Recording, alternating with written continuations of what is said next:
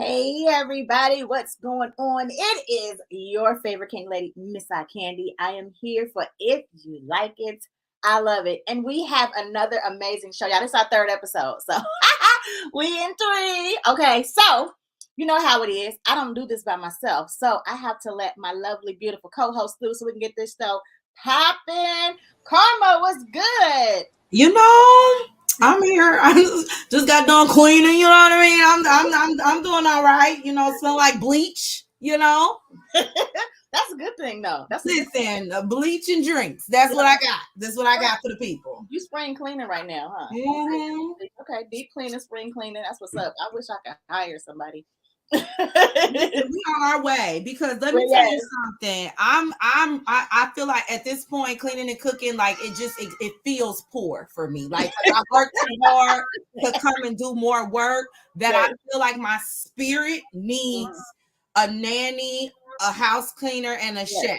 All three. My God, he's gonna make it happen. My God, my God, he's gonna make it happen. Amen. And you know what? Just let's go into that.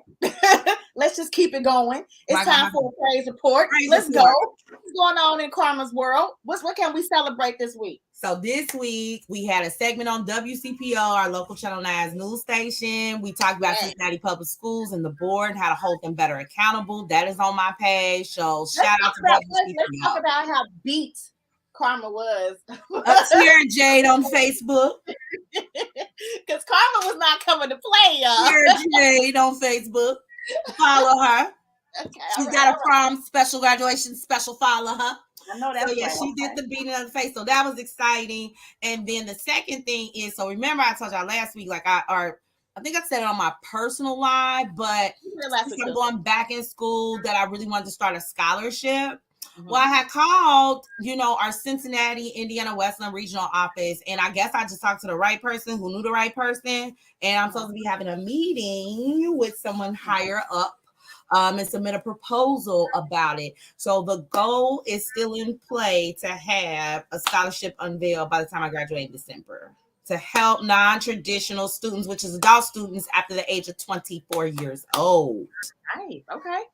Look at that. She not just focused on herself. She focused on y'all too. Listen, because we ain't got to struggle. They kill me with that. Well, if I did it, you got it. No, ma'am. Right. No, ma'am. I don't operate like that. If I can eliminate some stress, we're going to do that. Absolutely. Give people stuff. You know how sometimes like business owners don't want to give other people advice because they have to work hard to get that advice. Struggle. Like, why can't we just help each other?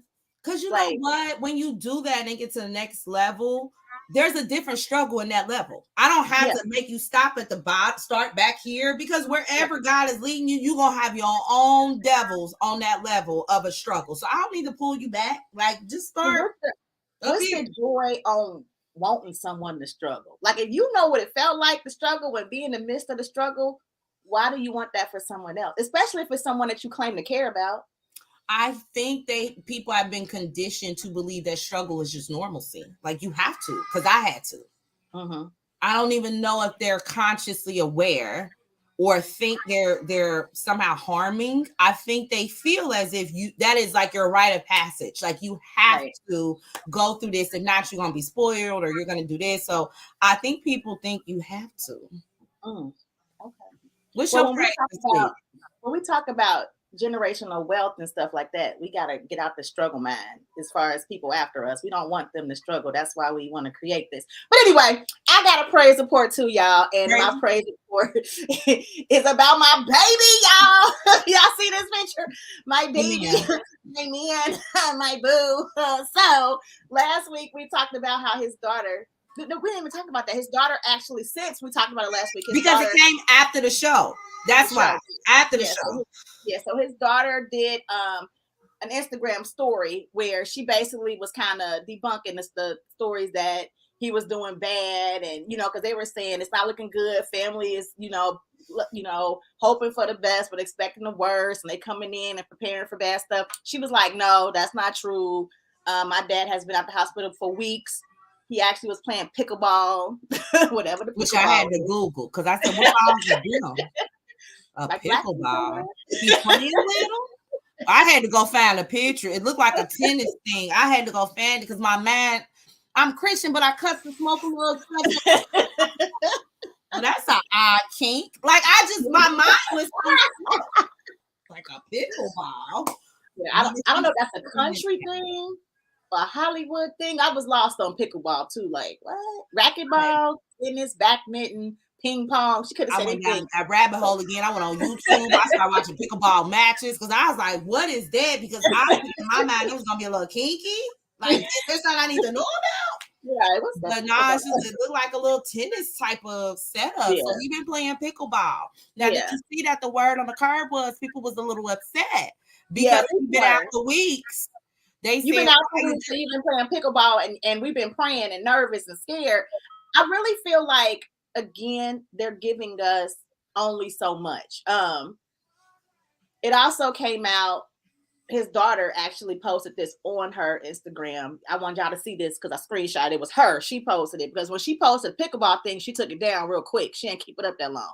But I got this one where she said that they're getting a new show. I think it's like it's gonna be like it's like Family Matters and it's a music show.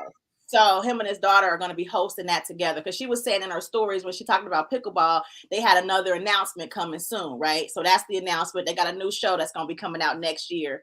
And I guess they're still going forward with that, even though, he's had this medical condition that's happened. I don't know. Were you mad she didn't tell you your man was home? Were you mad? I wasn't mad. I think I was frustrated, and I could understand people's frustrations because, again, like, I respect their privacy. I understand, like, whatever's going on, it's a private matter, and it ain't our business. But again, when you a fan and you invested in these people like we are, like for me, I just wanted him to be okay. I was scared that the man was gonna die. Like, you know what I mean? I was more so hurt and panic about that versus what he got or who did. You know what I mean? Like, some people was just nosy and they just wanted to know. Some people was truly concerned. And then when you tell people to pray for somebody, I like to know what I'm praying for, and I'm gonna give you a reason why. Because some people say, "Why you gotta know?" You can have a friend that is in a very abusive relationship, right? And she says, "I need y'all to pray for me." So you pray for her, but she's praying that she get to stay with this man. Like, let's say he left, and she's upset that he left, and she want him to come back and want to be with him, but it's toxic. I'm not gonna pray for my friend to stay in a toxic situation. So what am I praying for? Is what I need to know. I have an unpopular opinion.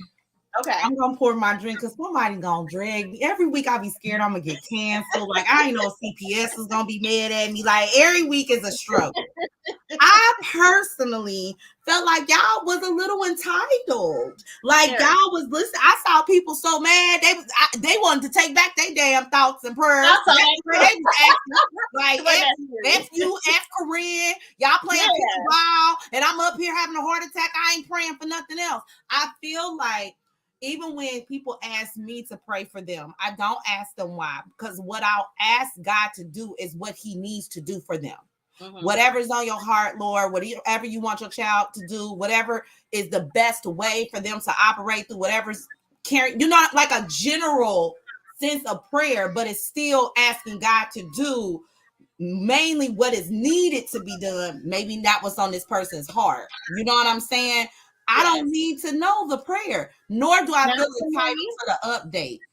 I'm going to agree with you on not needing to know what was going on with Jamie, right? I didn't need to know the stroke, the aneurysm, whatever. But I would like to know he's okay. You know what I'm saying? But y'all got to remember, they never told y'all he wasn't. That's the crazy part. They never told y'all he wasn't okay. The blogs intruded on their privacy. Now, that is true. Right. Well, but we didn't know nothing about Jamie. We didn't know nothing about Jamie until his daughter told us it was a medical whatever. Well, so Jamie posted to y'all and told y'all asses he was okay. But girl, no. That don't okay. So then she did a story. And now this is probably why, but this type of reaction is probably why they didn't even want people to know in the first place, because nothing is going to satisfy. Now that he okay, then what was it? That's gonna be the next question. I don't care. What was it? But not even if it's you. The internet is gonna say, so then what was it that caused him? Is he gonna be okay, or what's his prognosis, or it's just gonna keep snowballing? That's why they didn't want like us in a business in the first place. I thought it was very kind of her to tell people he was okay, but I mean, people be walking around sick and not want to tell people for this reason of intrusion. And now, I feel like because I prayed for you, I want to know exactly how your chemo is going or where you at. And there's a lot of people that was in them comments. They were. It was some extremely entitled people. And that's what I was saying. For me, like, I can understand a part of it, but a part of me, like, you know what I'm saying? I get both sides. I understand privacy of celebrities. I understand, like, first of all, let him heal. I do understand that. I think it was invasive to be like, what does he have? What's wrong? What's wrong? Honestly, I just really wanted him to be having, like, you know, like y'all didn't believe him. That's why I think y'all entitled. He sent that message on Instagram and said thank y'all, and he responded. I don't think that, but y'all didn't believe it. Girl, it didn't feel like him. And I think it was exactly what you said as far as the blogs took our minds crazy. You know what I'm saying? Remember, I told you not to believe it, because when you post, I said it's only one source, and everybody pulled from that source, and I'm like, I'm not claiming this. You know what I mean? Girl, listen, I was like literally for real crying tears. I thought that, we're not even claiming this, because no one's saying it, but this one blog, and people are pulling it. TMZ are pulling it from this one particular source of a blog, and that's why I said it was just kind of a spiral. But I'm glad he okay. But some of y'all that want to take y'all little thoughts and prayers and shit back, you can keep them, because you the type of people I don't want prayers from. Weren't even genuine. Those prayers weren't even genuine. They were not prayers. Like, again, for me, I just wanted to know he was okay. And once she gave us the story that when you showed me and she had posted that story, like, that's not true, I was like, I'm gonna take it. Pickleball and all. Cool. He home. He good. I wasn't even worried no more. You know what I'm saying? Like, a new story that say he in rehab. Now, who told y'all that? Girl. They say he in rehab now, and I'm like, is that part of pickleball? Is it his? Who told y'all he in rehab? I feel like this for now. Jamie seems to be okay. He seems to be in great spirits, and we're gonna praise him. And that's gonna be it on that. We're gonna praise Lord for making it. My man is home, y'all. And our man is home, and that's and y'all know I'm Christian, but I cuss a little bit. So that's the motherfucking praise report, bitch. There we go. There we go. Okay, so I wasn't able to upload videos. I don't know what's going on with StreamYard. It got really weird, but I do see I can present the video. So I'm getting ready to try to present the viral video. So last week we had people just, you know, once we showed y'all Genuine, they wanted to clown Bobby Brown. They want to clown Bobby. Now, I don't know. This video is like a few weeks old, so I don't know the most recent one they talk about with him wheezing, but I just want to show y'all that Uncle Bobby still got it. Okay, I love Bobby Brown, the king of R&B, according to Miss Whitney Houston, and I'm gonna just show y'all Miss Bobby. Yes, when she clapped like this, I knew she was there. Here we go.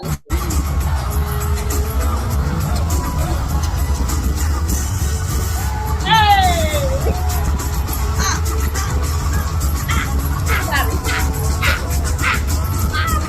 Come on here!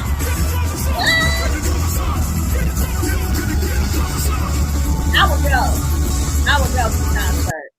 I would go, and I would have a ball. That's why he need me up front. You see me, because I be up front of Mary doing the kick with her. Go, Mary. Go, Mary. I love it when they get down. Y'all gonna stop talking about Bobby, okay? Because Bobby was a performer. So even though Bobby is like in his 50s, 60s or whatever, he's still a performer. He older. You know what I mean? And then think about it. Bobby done been through so much, just so much trauma and tragedy in his life. 2 of his kids is gone. Both of his parents is gone. His best friend is gone. Whitney's gone. Yeah, like a lot of people is gone. And this man had, drug habit. He, overcame that. He's still here. He's still touring. He's still on his feet moving. Like, yeah, he gonna be out of breath, y'all. He older. I'll be out of breath. Inhaler in his pocket, because I'd have been like, go. So that's all, and I'm here for it. Yeah, I love Bobby. Bobby Brown, the king of R&B. Put your hands together. Okay, put your hands together for the king of R&B, Mr. Bobby. I love Mr. Bobby Brown. I know it's toxic, y'all, but I was truly a fan of Whitney and Bobby. I love Whitney and Bobby together. Some of the best reality TV shows. Because that was back when they couldn't manufacture, like they didn't know. I felt that was when reality TV was new and people was just doing, they didn't get it. Yeah. And so we got the most authentic reality. Yes, we did. Yes.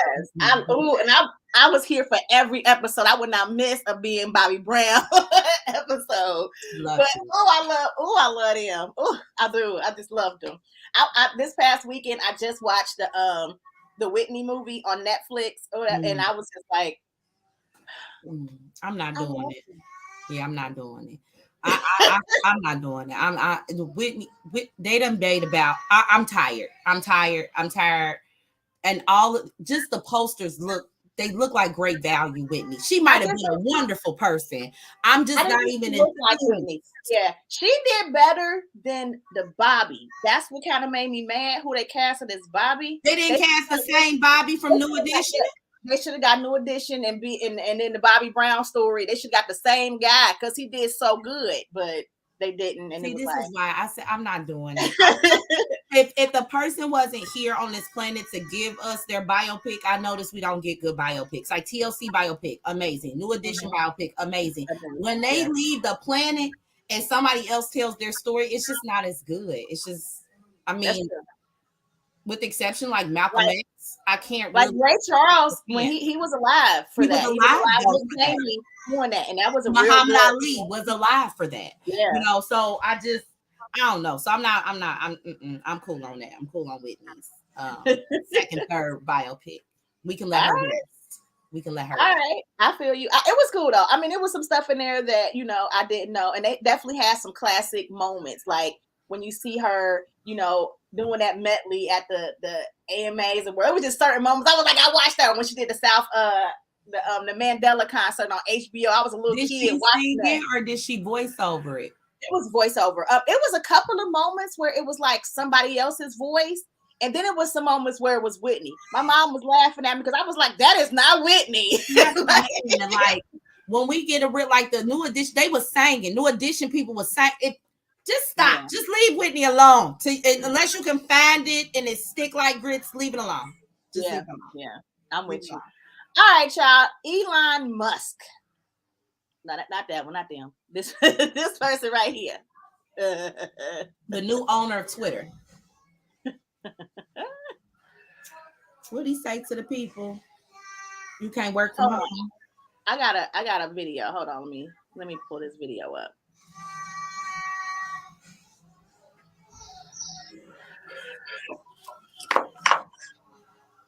That people need to are more productive when they're in person.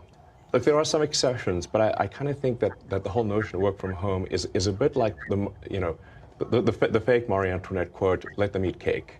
It's like really you're going to work from home and you're going to make everyone else who made your car come work in the factory. You're going to make the people who make your food that gets delivered that they can't work from home. The people that come fix your house, they can't work from home, but you can? Does that seem morally right? That's messed up. You see it as a moral issue? Yes. I mean, I see it more as it's a productivity issue, but it's also a moral issue. People should get off the goddamn moral high horse with the work from home bullshit. Because they're asking everyone else to not work from home while they do. The laptop class is living in La La Land. All right, Karma, you work from home, girl.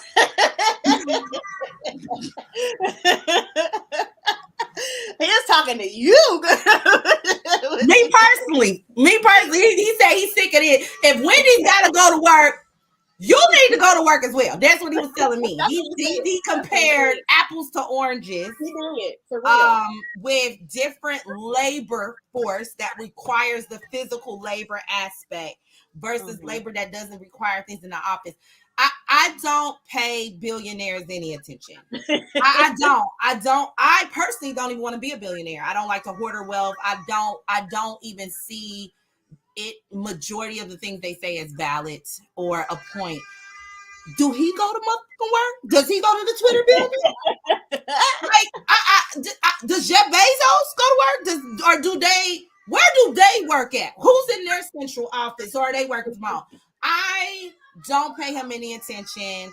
I think that this is probably why he has issues that he's having at his company that has been very public about the morale and different things like that.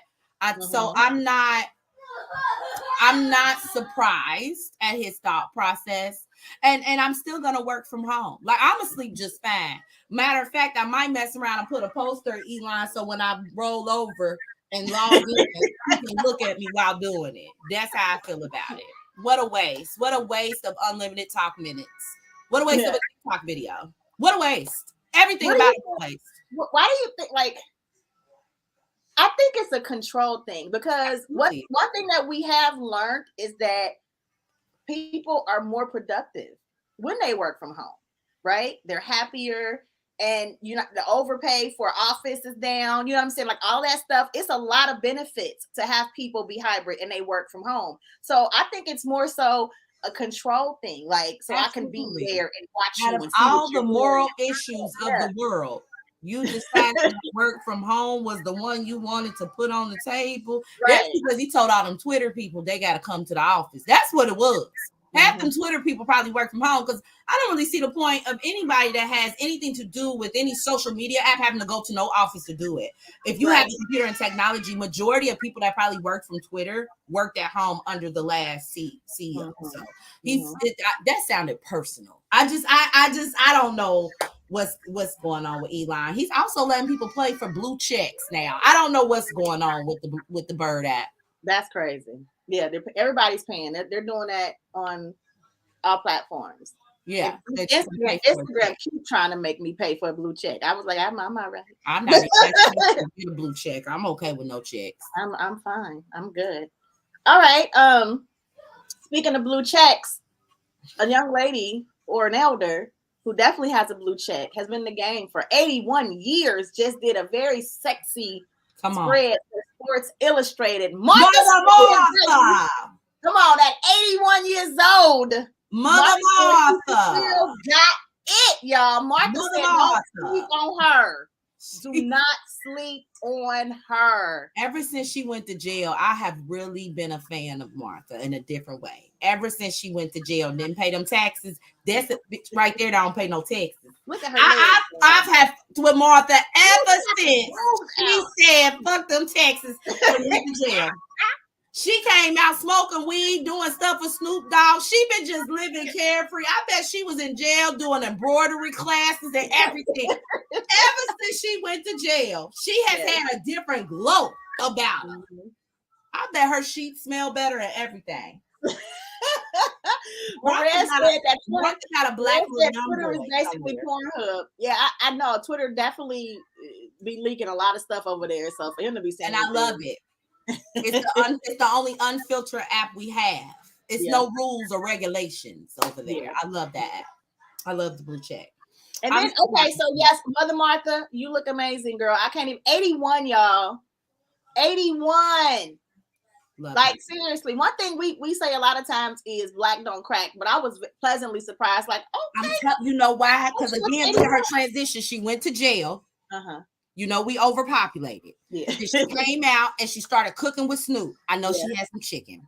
Yeah. You can't tell me that Martha allegedly ain't got a young black king hidden in them bushes over there. And she's most likely partaking of THC. And as a mixture, I feel like that is what's giving her the glow. You can't tell me. One more time for Martha. That's somebody that smoke loud. And that's somebody who fucking a nigga named Hakeem. I swear to God. That's what's happening with Martha. Okay, Martha. And then speaking of beauties and queens, just because I feel like it, because I can't give credit to them without giving credit to us. You know what I'm saying? Look at my girl, Missy. This is Missy freaking Elliott, y'all. Do y'all see her? She had a photo shoot just because. That's my cancer twin. I love her. And Lord, look at Missy. Okay, just I can't give credit to those, and I give credit to us. So, so you know, that's one thing I'm not gonna say. I love Missy. Missy looks good. Missy looks amazing, like for real. So another story that came up was TikTok influencers. One girl name is Maisie, and the other one hated something. I don't know their names, y'all, and I'm not a journalist. I don't care. It's just viral videos, but they were the girls that did the Cuff It challenge. They created the Cuff It challenge, the black girl and the white girl. And seriously, like all last fall and winter, like the Cuff It challenge was, everybody was doing it. If you was like on social media, you saw everybody doing this little Beyonce dance. They was doing it at news stations, at hospitals, weddings. Like it was just, everyone was doing it. Everyone like any other viral TikTok. Yeah, like any other viral video. Okay, so just want to make sure we add that context. It was everywhere, like any other viral TikTok. Video. It's so many. I mean, remember the Savage one? I'm a savage. It was a whole bunch of stuff that go viral. And it's these content creators that do dances. So they did a little video where they said like they was waiting on Mother Beyonce to get him some tickets to the Renaissance tour. And people drag them. I don't think it deserved a drag. I mean, who wouldn't ask for the Queen's tickets? I don't think that was a drag. I think that was a nice, cute little ask. Like, hey, sis. This challenge, like Cuff It was not a single off of Renaissance. It wasn't. Not. So Cuff It was the people single. They added the dance. You put a Cuff It challenge, best videos on your website. I mean, I don't think that was a bad ask. They probably should have asked Mama Tina. Okay, so let me show y'all the video because people was offended and I really wasn't. I was like, y'all mad for real? Like, I try to ask her. I don't know if she got the email, but I tried to ask too.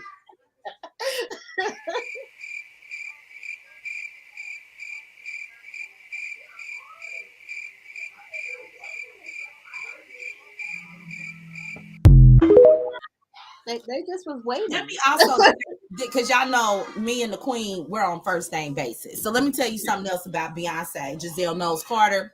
She actually does behind the scene give content creators ways to come see her. She reaches Parkwood Entertainment reaches out, and a lot of content creators have been able to get tickets to her show and things like that on tour. It has happened in the past when she did the Carter's tour for certain YouTubers and people that I have followed have been able to, be featured. So she know that, and she wanted to send it to him. Parkwood could have sent us some tickets. Like, it's not really out of Beyonce's reach to give people tickets. I just think you should just ask Mother Tina. Tina probably would have got her some tickets. And I think it was a cute. I think honestly, Beyonce probably will get them some tickets now. Like, why not? Like, y'all, okay. And I understand Beehive. I get it. I do get it. They're Wait a minute. Hold on. One thing I got to clear up with the Beehive. We are broken up in divisions, and what y'all see is the terrorist division. That's our front line bees. We cannot keep them under control. We can't get a department head. I'm a part of HR. I've already tried therapy, EAP with them crazy people. They're the ones that put the bees in comments. They're the ones that dox people. However, they protect the Queen at all times. Those are the frontliner bees. We have a creative department. Those is the hoes that make the outfits in 2.5 seconds. The fashion design. We got the fan pages. Those are social media departments. We have a B section that works for you. Okay. All of us ain't putting them bees in the comments. I am in charge of Cincinnati's regional welcoming orientation of new bees. Every album we get bandwagoners. Yes. Every performance is, I didn't know. Well, welcome to the Hive. Here's our department. Depending on how crazy you are, we might automatically send you to the terrorist division. So we have departments. So when you say you know how to Beehive is, that's our terrorist division. Department. Okay, got you. And I understand. I don't want to offend them because they're pretty scary. Listen, they attack us when we had an order. They attack their own hive. That's the terrorist division. Gotcha. Now we have cleared that terrorist division up. They said they drugged them two girls that just badly. And the thing is, they were saying they were entitled. Beyonce don't owe you nothing. I don't really think I thought it was just a cute little, hey, can we get some free tickets? That's what I'm saying about our terrorist division. This is why we can't keep a department head. We can't get them under control. The terrorist division is the same ones that they tweeted Beyonce and told Beyonce to mind her own business about Beyonce when they went to attack somebody. Beyonce actually had to have your vet put out a PR statement like, stop attacking this white woman that's sitting next to my husband in a game. And the Beehive told her to mind her own business about her. That's the terrorist division. They not up here. Okay? It's no stopping them. It's no talking to them. But I love it. And I hope they do get tickets. Yeah, I do. I think that, and I think it'll be cute for them to get tickets. I do. Like, again, I didn't know in July. Right. I'm going in July too, girl. You going to Chicago Day? I'm in Louisville. Okay, I'm in Chi-Town. Okay. But again, I feel like I didn't know about the Cuff It song. Like, I mean, I heard it, but that wasn't like a song when I heard the Renaissance album that I instantly went to. And then once I saw a little dance, I wanted to dance. You know what I mean? So yeah, like I'm like, okay, yeah, they should get some tickets. That's cute. It's not y'all gotta stop doing that. People can ask for stuff. She could just say no. Now, if she said no and they went on there and started bashing her, like, Beyonce, like, then that's different. But the fact that you think Beyonce gonna open her mouth to say anything is hilarious to me. She's not gonna say yes or no.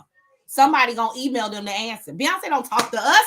Well, I know, but if the girls didn't get free tickets and they went on a brand page about how it was messed up that they didn't get tickets, then okay, send a terrorist, fine. But just to ask, I mean, they say closed mouths don't get fed, so why wouldn't they ask? They just ask. I would like a free ticket too. Me and Karma, we trying to go see SWV. Like, we been in August, they're in Indy. I'm going to the August day in Indy for Jodeci. So I'm here for it. Try me backstage. I mean, if we don't ask, we don't know. We don't know. All you gonna do is tell us no. We in the same ticket section. I'm next to Aretha and Prince. I'm close to the ancestors. That's the tickets I can afford. I'm right next to Whitney. We gonna be dancing in the night together. Okay. In Chicago, having the time of our life. Ain't no $1,600. My tickets was $400 for two. See? In the heavens. And a lot of it was due to Ticketmaster fees. The ticket itself was $160. The rest of it was Ticketmaster fees that ended up being like $400. But I'm up here where I belong. She don't feel the buzz. Not where I belong. Where I belong, I don't have that type of Renaissance VIP club money. I'm where I belong. HR is always in the background. We're not up front.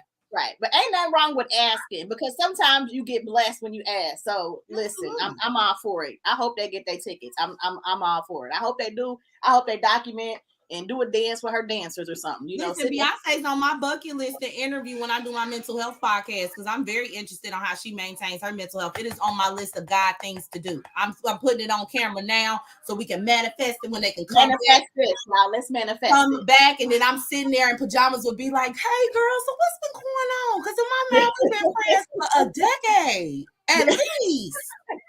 Nice. Okay, so listen, y'all. Last story. Gabrielle Union did an interview recently, and it leaked. And in the interview, she talked about finances, and I just want to show y'all a quick clip. We can talk about it, and then we going into our reality show. So let me pull this clip up. Which one is it? Lord, it's a struggle. Here we go. Sorry, trying to figure this out. I'm figuring it out. Not using my anxiety and scarcity mindset to be my engine, which is hard. It's weird to say I'm head of household, because in this household, we split everything 50-50. But in the other households that each of us have to support, it puts there's always this like gorilla on your back that is like, you better work. What's wrong? You better work. You gonna sleep in?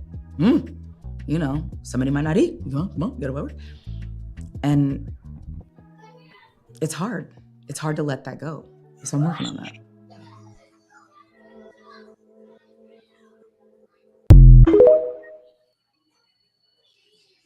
Okay, so what's the problem?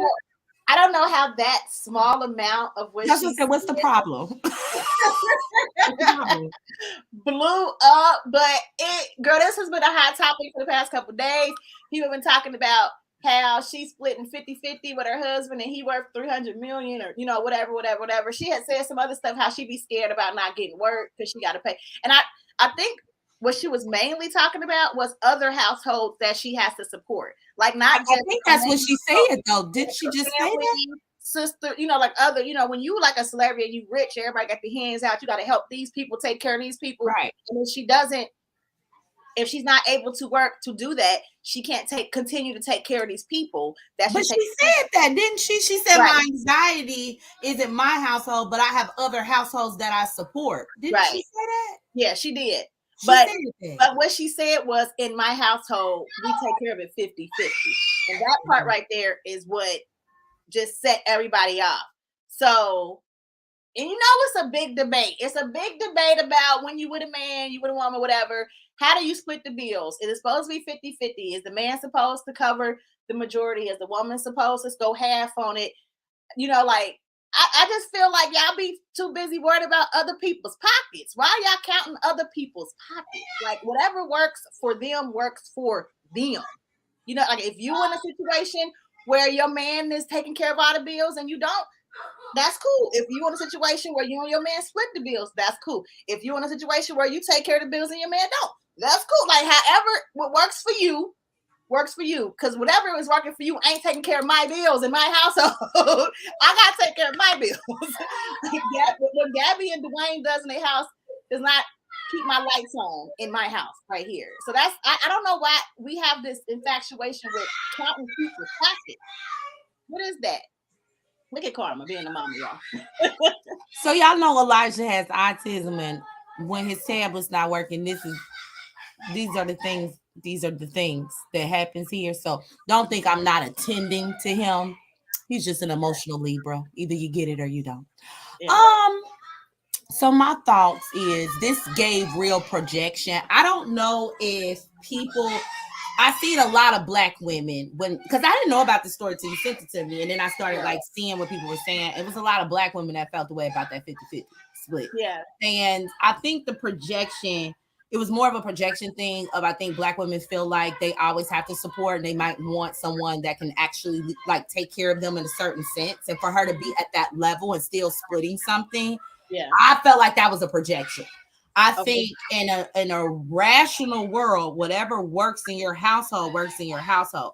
And for people whose tax brackets where we still get a refund check, we would love somebody split 50-50 with. So I just felt like this.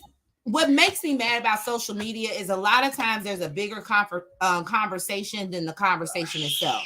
Like, this is stupid. Like, what is it really that you're really mad about that y'all want to talk about?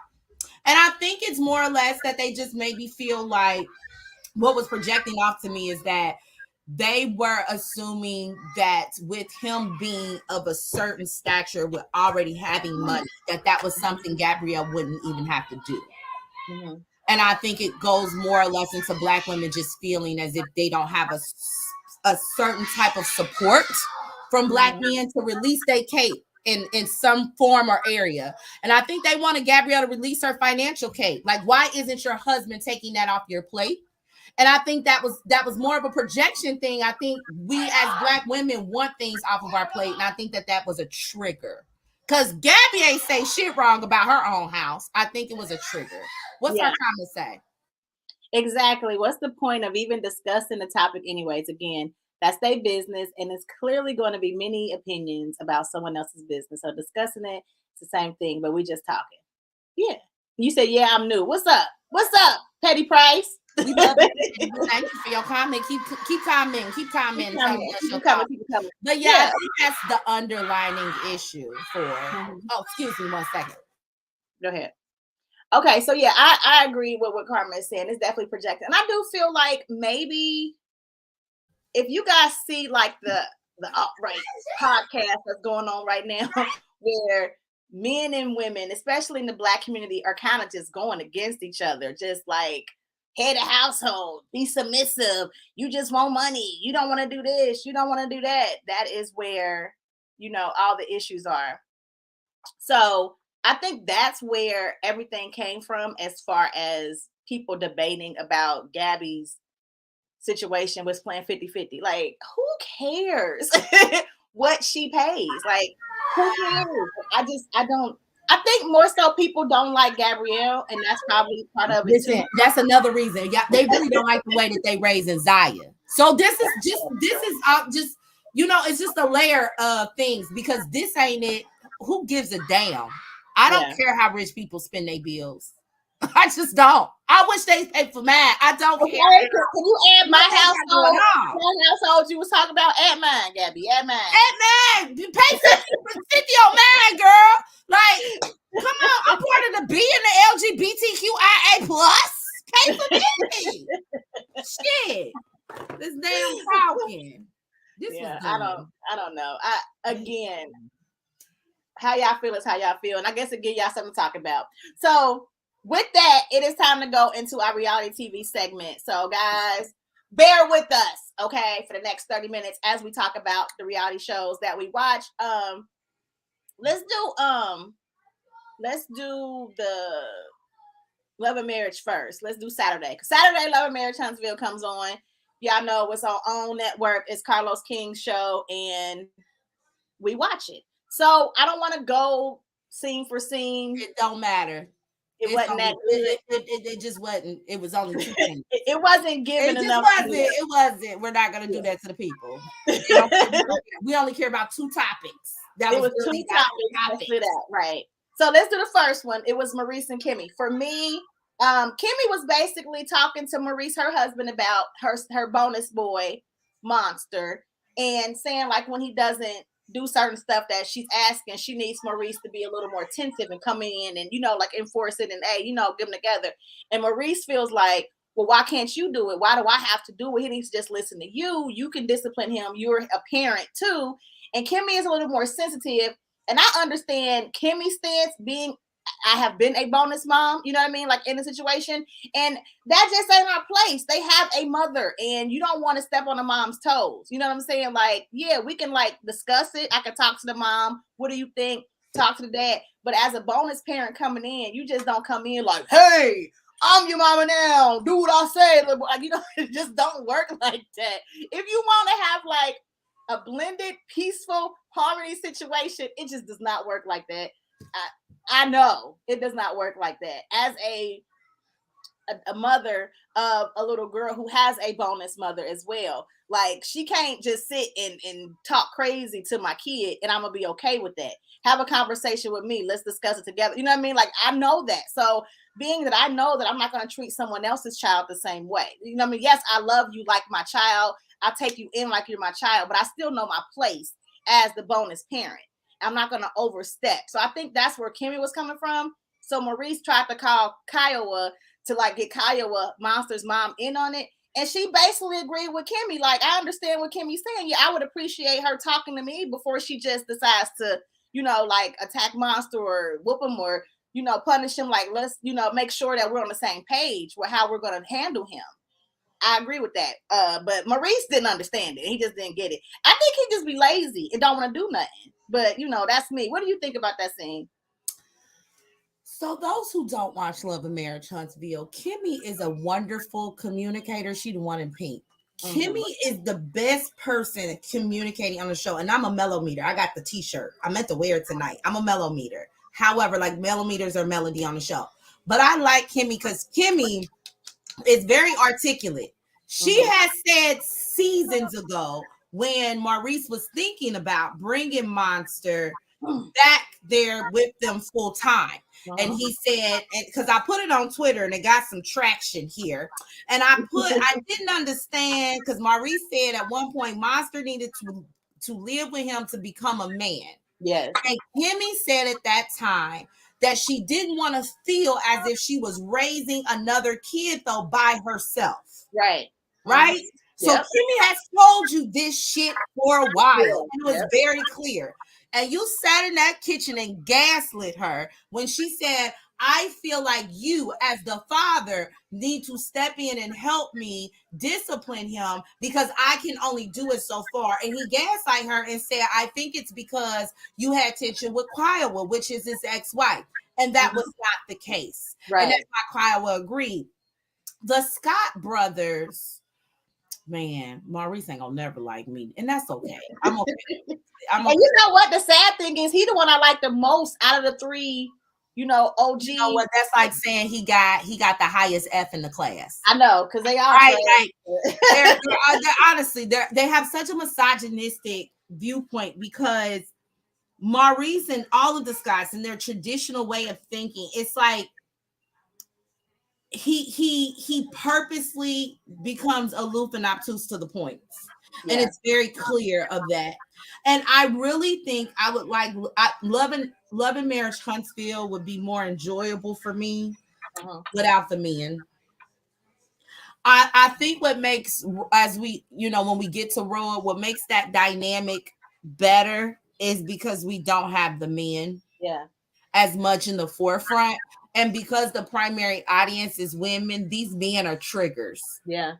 Because they have a lot of toxic issues. And I don't like Kimmy and Maurice on screen because I don't think he listens to understand. I think he listens to respond. It makes it hard to watch it too because Kimmy is the one that's such a great communicator.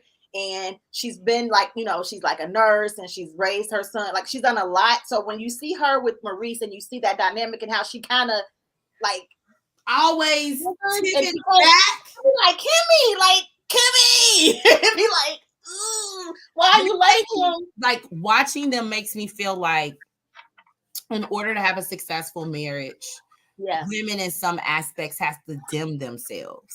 And that's no disrespect to Kimmy because I love Kimmy, but I feel as if she goes along on certain things for the sake of the marriage. But I feel like what she goes along and compromises on is something she should not. We ain't talking about chicken versus steak. We're talking about him stepping in and being able to assist with his biological son that he said needed to come stay with him in the first goddamn place. The thing is, you can tell Kimmy knew it was going to be like that before he even got Monster when she was like, I don't want to raise a child by myself. So she knew this was the type of person I was going to put her in at. And the thing is, she got with him knowing he had a kid, but she knew the kid lived with the mom. Right. So now he about to bring the kid to you. It was like, wait a minute, play. I ain't signed up for that. I signed up for holidays, summers. So I'm going to ask a real controversial question. I just want people to think about because there's going to be some more controversy in RHOA for sure. Yeah. Do you feel Kimmy's position with Monster overall is something that should have been discussed prior to marriage? Because I feel like this. I think your stance is absolutely 100. If the biological dad doesn't want to help assist with raising because you are a bonus parent and there is some boundaries and that you need to respect. If something happened to Kiowa, Monster would have went with you full time, right? So so even if he didn't have him all the time, there's a possibility at any given moment that he would have him. Yes. So this is something for Kimmy and the audience to think about. Kimmy, what is you really complaining about? It sounds like something that should have been a discussion prior. It was a discussion before it even happened, and now it is here. So what are you hoping that discussion number 2002 will bring that discussion 1 did not? Where's the accountability? But I don't think Kimmy was being realistic with herself or wasn't listening to his answers because she did have this discussion when she said, when she had a concern about him moving there full time. She definitely had a concern about that. But again, he wanted his son here. You already knew what you was getting yourself into because you was concerned about that, about you was going to have to be the one to raise him by himself. But you signed up to marry this kind of person. And then again, when you get somebody and they have children, anything could happen where they have to get the kid. And then that's on you to step up as the mother figure. What do you do? I don't think she observed how he was as a parent enough. And that is a mistake. I feel like can naturally be made for sure. Like if you're only seeing the interactions with them on the weekend or whatever the arrangement was and it looks good, I don't think she really examined the fruit of his parenting. I don't think there was enough conversation surrounding it, you know, like for her to get a gist of it. And I do think that's Kimmy's accountability, if anything, because she's 100% right on asking for support. But I do think for the future, I don't know, because they already married, but Kimmy needs to do a little bit better with examining the fruit, as we all do. Like we need to have better questions to assess things we can't, that's not in our viewpoint to see, right? I'm gonna give you an example. Like when you're dating, you may want to ask someone who doesn't have kids. Maybe both of y'all don't have any kids yet. Right. What if we had to choose a school? What would you choose? Or if we had to do start having conversations. Or do you believe in gentle parenting, or do you believe in old school parenting? So that gives you an understanding of their parenting style and thought process before you decide to go into having a child. So I just don't think there was enough questions asked if this is irritating her to this limit, because I don't understand why you're telling him something he already pretty much showed you he's not going to do. And what was even crazier that goes with this scene is he had a scene with Hotel about Monster not even listening to him and how he was trying to find motivation for Monster. So my thing is, Maurice, if you're having issues motivating your own biological son, what were you expecting Kimmy to do with discipline? I think an apology. I think for Kimmy though, and when you talk about accountability, that's where she does need to have hold herself accountable, because Kimmy is of a certain age. Yes, Kimmy is of a certain experience. She's already experienced certain things, so you should know the questions to ask. Like you said, when you're younger or you don't have any kids, it's kind of hard to know what questions to ask. You know what I'm saying? Because you haven't been through it. But Kimmy has been through it. So she has been a single parent, and I would have thought that there was going to be certain questions in regarding to how he raised Monster. Right. And who's to say it wasn't? The Scotts are manipulative. I don't know if those questions were asked and he just said whatever he thought she wanted to hear. But I am interested to know if some of these things were discussed prior for this to still be an issue now that Monster is here for the summer, that he comes every goddamn summer. For actually, we're in the summer. Was this shot last year? I'm assuming this was the summertime because he comes every summer to their home. So I don't know, but didn't he actually? I thought they got him full time because he was there for school at one point. Either way it go, Kimmy, this was something that I feel like you thoroughly communicated, and he continues to gaslight you on. And what I'm not seeing from Kimmy is what the fuck you gonna do about it. Right. Are you going to ask for maybe counseling? Are you going to what are you going to do about it? Because these are the things, as a divorcee, escalates to other issues. Yep. And these are the roads to how things kind of explode when you don't feel like you're being heard, when you feel like you're being gaslit, when there doesn't seem you're doing all the compromising and them not. You know what I mean? Like, these are how these issues start if we don't get it together. So I'm interested to see how the season continues and I will say this is the first time in a while I feel like I've gotten more insight on Kimmy and Maurice. Yeah. I feel like the last season and a half has been so much about Melanie and Martell that they got some shit in their marriage over there too that I don't feel like has been highlighted. So I am glad that we're starting to see some more issues that happens throughout marriage for them. So and it's good too, because again, I think that's one of the reasons why people like Huntsville is because you do have realistic situations where you're like, oh, okay. One thing I saw earlier today on TikTok, I'll be going down a TikTok For You page rabbit hole. It just be getting me. I'll be caught up. But a divorce attorney who also gives like relationship advice or whatever said because they were asking the second marriages like last, and is that like what's the percentage of lasting second marriages? Because they want to say basically stay married your first marriage. If you get married again, it ain't gonna really work. They're trying to put that narrative out there. He said it's not really. I'm not seeing a heighten of second marriages like divorce. He said although it does happen. He said, what I'm seeing is a lot of working women not being heard, getting tired and leaving. He said, that is like a really big thing that's happening right now. So that is the Kimmy, like we're seeing it. We're watching it happen. You know what I'm saying? So again, what are y'all going to do to get this under control before it continues and it gets to, because we know Kimmy ain't got no problem leaving. She done left before. So that's the part about second marriages where you will leave. I done left already. Like, you know what I mean? So be it. This don't work neither. On to the third, bitch. We'll keep going until we figure it out. But once you like really like you've left a toxic relationship for so many years, a marriage, a baby daddy, a baby mom, when you've like had to leave like a really invested situation, ain't nothing worth staying after that. Like if I can leave that, I can leave it. It really ain't nothing to it but to do it. You feel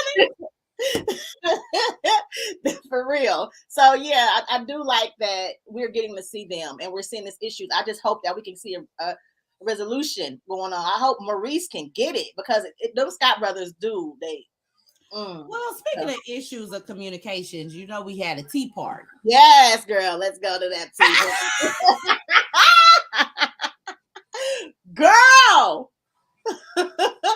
Girl, go ahead. The purpose of this tea party was because we had in the last episode there would be some tension between the girls, and Melanie thought that'd be a good idea to have like this etiquette class about how the ladies need to, better communicate amongst the group.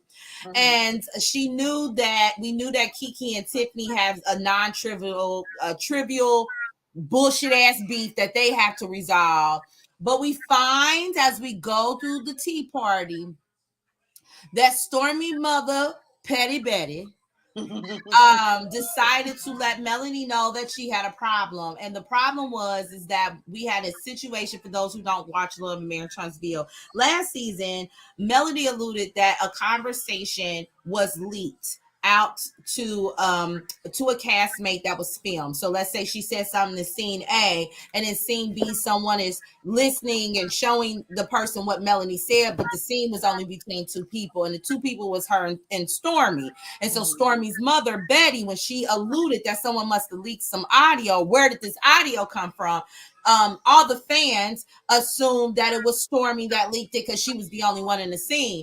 And so she was upset because she said she felt like Melody should have told the fans specifically, not just saying I didn't have, it wasn't the person y'all thinking about, but she should have said it's not Stormy. And she claimed that she had a problem with her. She even told her to shut up. She's also behind the scenes of Love and Marriage Huntsville because it's very messy. It's a lot of social media shit that happens behind the scene. There go her with that damn hat on. She has, she's in Facebook groups and tweets about Melanie, and she had a lot of vitriol behind the scenes due to that issue last year. And so she brought that up. I'm just going to say this before we get to Kiki and Tiffany. I am I don't know if the word is disappointed or like shocked, or maybe I got a better insight, but ever since we've seen reality TV moms hit the scene, it has shown me that our elders are not as mature as we think they are. No, they're not. They're not. And I think that, I knew that in my personal relationship that I've talked about openly, that me and my mom are not in the best spaces all the time. But I didn't realize how bad when we see like Mother Joyce and Tiffany Pollard's mom and Scrappy's mom, like when we start seeing these moms on camera and how messy they are, they don't need no damn social media back in 19. They sure didn't. They sure didn't in the 60s, because their emotional intelligence isn't there. If she had a concern with Melody, first of all, your concern is not a concern because your grown ass daughter is the one with the concerns. Right. You stepping in to tweets and Facebook is inappropriate. Like you should be helping guide your daughter on being able to say, have you had a conversation? Are you affected? Did you talk to her? But you should be trying to help reconcile, help them communicate. But for you to be in the middle with your grown self is embarrassing. One more time. Embarrassing. I was so irritated when she explained herself about why she was upset, and then she was like, "Now shut up." I was like, "Oh, girl, see, listen." For me personally, right? I respect my elders, but you're going to respect me. I'm a grown ass woman, and you don't get to talk to me any kind of way and think I'm just going to bow down and let you talk to me any kind of way. So Melody is 100% better than me as far as emotionally intelligent, because I would have cussed Stormy's mama all the way out. Okay. Because I don't know who the hell you talk to. That's why I know people have issues with Melody, and some are valid.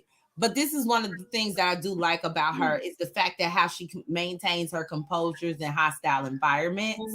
And a lot of times now, the only time I see her really lose control is when it comes to her ex-husband, but he's a whole different situation. And then Wanda it triggered her, and it was like, y'all, it took so much for her. It took so much, and when you married to somebody, they know they triggers, and you had kids with somebody. He's a whole different atmosphere. But like how she maneuvers through the hostile environment, I really admire, because I can't imagine somebody's mother telling me to shut up and me not knock your goddamn hat off your head in the name of the Jesus.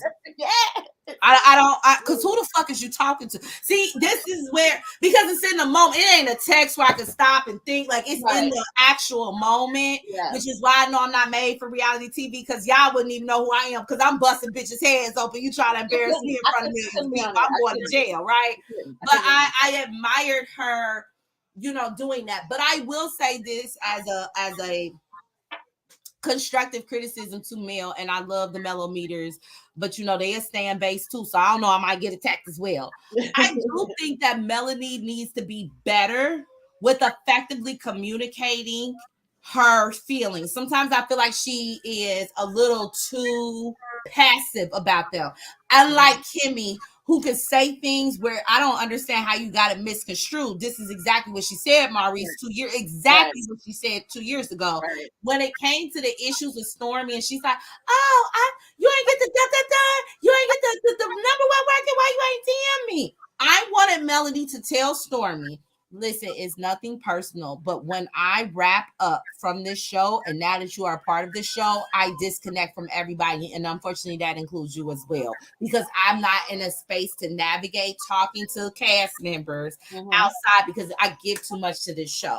So we're not in a bad place. I wasn't in a bad place with Destiny. I just can't do this show and have a close personal relationship with you when I need time to myself to regroup.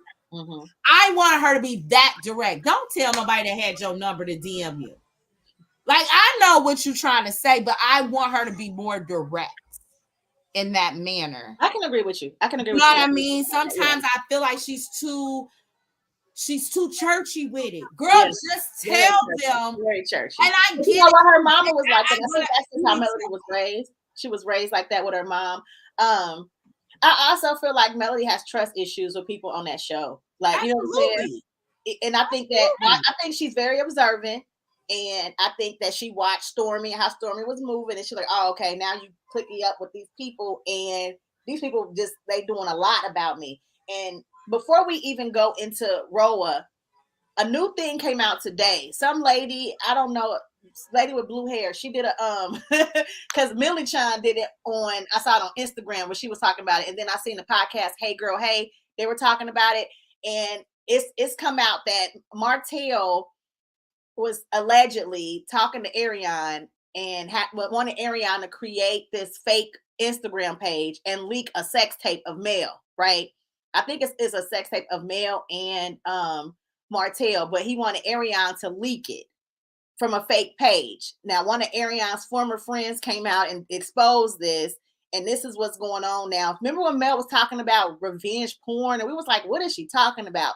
This is now starting to unravel where the revenge porn came from. Supposedly, Martell was trying to get Ariane to leak a revenge porn to bring Melody down. My thing is, okay, listen, y'all, and people that watch Love and Marriage Huntsville, if this is true, because this is alleged, a former friend of Ariane's is the one that leaked this, but if this is true, Martell is the scum of the freaking earth. Like, seriously, why are you so bothered that lady left you, that you would want to put out some revenge porn? Like, she didn't even do anything to harm you.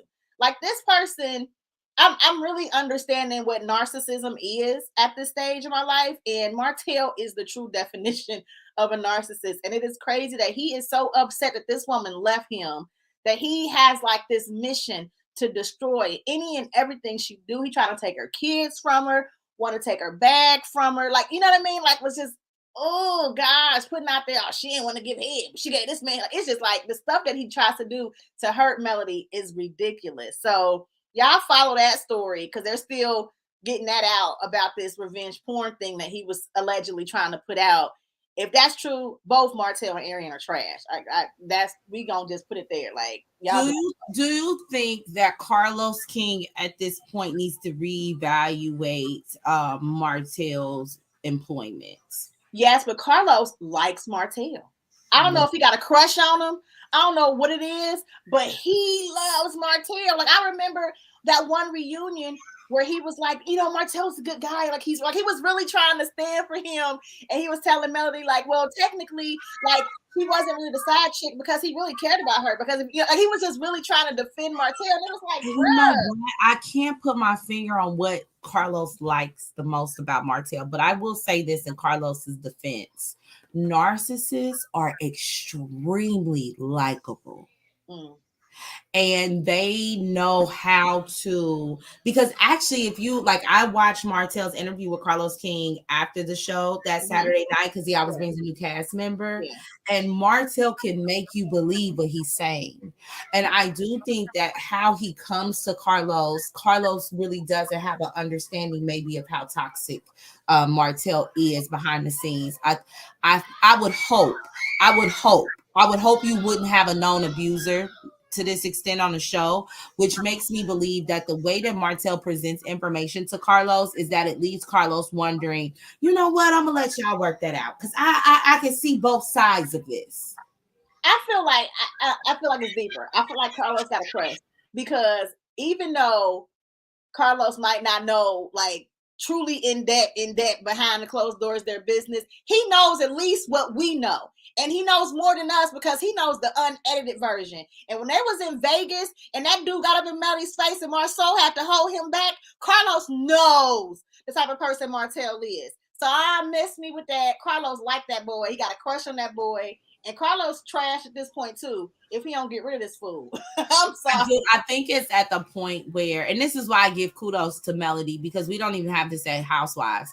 When the women divorce the men, they're pretty much gone, or they're not in scene with them, you know. Right. So Phaedra divorced Apollo, and you know that's done. You know, Nene and Greg had that divorce is done. Like, can y'all imagine working with the most toxic, your toxic baby daddy, your toxic baby husband, like to be to, and this is why the show isn't working for a lot of people anymore. Yeah. I think if Carlos sees this, I really think in order to get the show back on track, he needs to stop trying to force ensemble moments, and I need to follow individual storylines. And when the reconciliation happens, it happens. You know what I mean? Just show me Stormy in her well house, and show me Mel and packing some skincare, and you know what I mean? Like, I want to individual shit. Right. The fact that we have to see Mel do meetings and stuff with Martell when he is taking her to court for custody of her children. Like, just why are you doing that? Like, she's putting on this event for Kimmy while also having to be in scene with the man taking her to custody. Just seems cruel to me for our entertainment. Yeah. Just let people, you know, the ones that want to meet, but let's follow their this is why we did it. We're not watching Love and Marriage Huntsville for the same reasons we watching RHOA. Right. I wanted to see some business moves made and some genuine connections. It is very clear that this group is fractured and that they are only being cordial for the sake of our entertainment. And I just don't think that's authentic, and they don't have to be. And it's okay to say for a season or two, y'all ain't fucking with each other. It's okay. We don't have to have a fucking tea party. We don't. You're right. And I'm going to tell you why. Because the reason why Kiki and Tiffany going back and forth blew me away. Do you think Kiki, or do you think Tiffany is valid in her reason, first of all, in disliking Kiki based off of how she treated Tisha? No. Why? Because Tiffany does not know the story. Tiffany was not there. That's family business. You don't know how Tisha treats Kiki. It's more so and this is Tiffany's thing. Tiffany does this. She inserts herself, inserts opinions, and just jumps in, and she don't know nothing.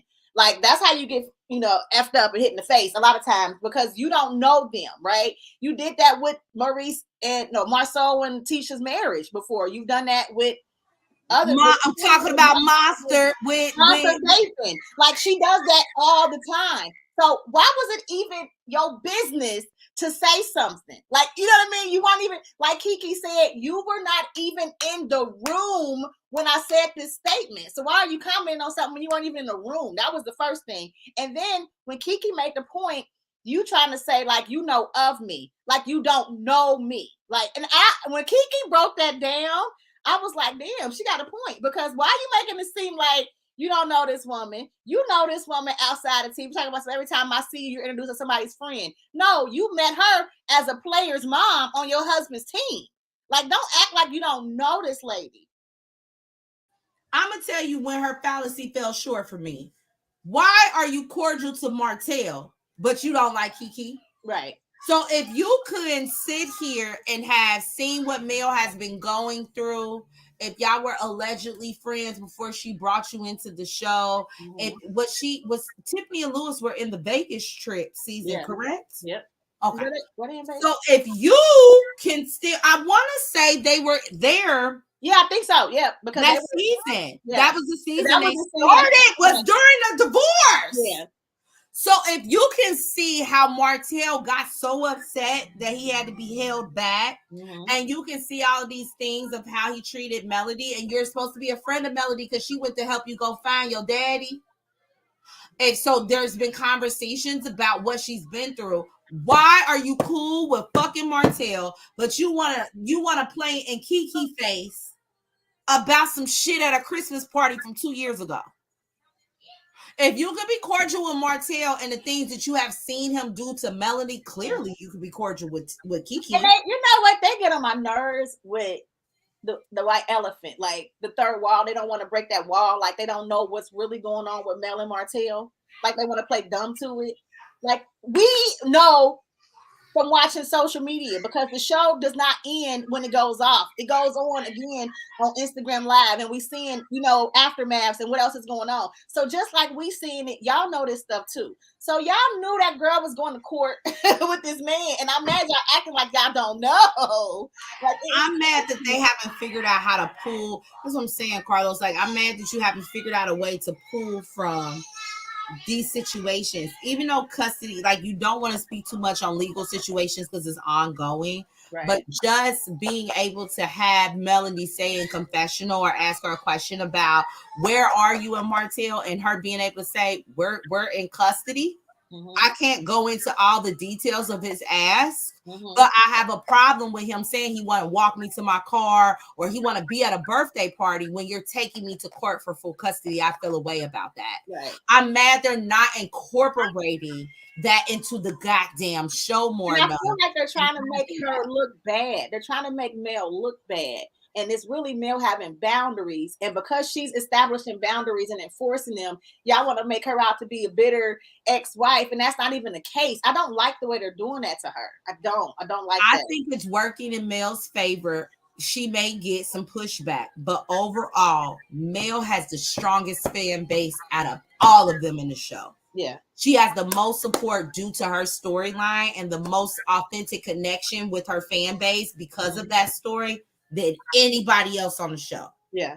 So, I mean, you could try and make Mel look bad, but the stands of the millimeters will never allow it. They never allow it. Because in their eyes, Mel can do no wrong. And as somebody that seriously supports Mel, like I said, I have her skincare that was delivered. Like, I try to support whoever, because I'm all about Black women. I just, shout out to Tara J that did my makeup. Yeah. I'm about YouTubers merch and everything. I'm a fan in love that I also want to see her be a better person. Yeah. And there are some things that I feel like could have better been explained.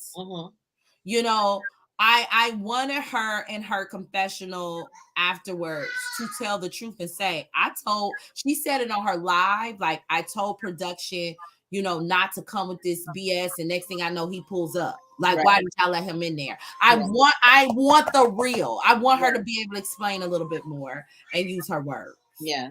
And I think a lot of times they use their Instagrams to explain stuff because they're not letting them do it on this, when they're filming. And I think that's doing a disservice to the fans, and it comes out disingenuous if we don't have the full scope of the story. We're only judging off a snippet when we have opportunities to bring more of a fuller scope for people. Agree. Did you think Kiki took a low blow at Tiffany when she it was a low blow, because I was like, ooh, she was like, oh yeah, I've always known who my daddy was. I said, oh, let me tell you something about Kiki that she gonna have to do for me. I need Kiki to be accountable, stand 10 toes down. When they said that was a low blow and you said where, or that's not what I meant, that irritates the fuck out of me with Kiki. And now I can understand why Tisha has a problem with you. Because if you doing that right now to Tiffany, that's probably some of the things she's experienced with you as well, where I'm like, I don't like that, ma'am. I don't like that. If you wanted to throw a low blow shot, stand 10 toes in it and say, listen, Orphan Annie, I do know my daddy.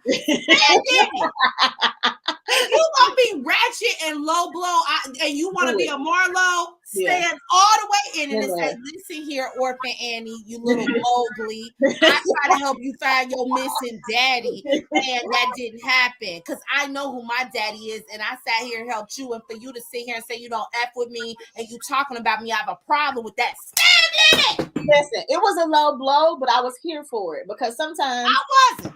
I gotta meet people where they are. Like I'm not Michelle Obama. When people go low, sometimes you gotta go to hell. It just is what it is. But you know what? I feel like Kiki at her age with the things she's been through, like Tiffany is a nobody. Tell me what Tiffany does for a living. Girl, I don't know. Is she ambassador for something? Tell me what Lewis does for a living. Well, who? Tell me what's something significant out of Tiffany and Lewis's storyline. They got a baby. Exactly. My point is, Kiki, that Tiffany isn't worth the energy. The whole reason why she's here on television is she incites conflict. Yeah. She is the trigger button that fucks up the table. She doesn't bring anything of substance. I don't know if that's an editing issue or her issue. I don't know. But I do know is that we got to see what other people do, bitch, but we ain't see what you did. We saw Tisha and Maurice at Black. We saw Stormy in the warehouse. We saw Melody in the meeting, and y'all wasn't in that episode.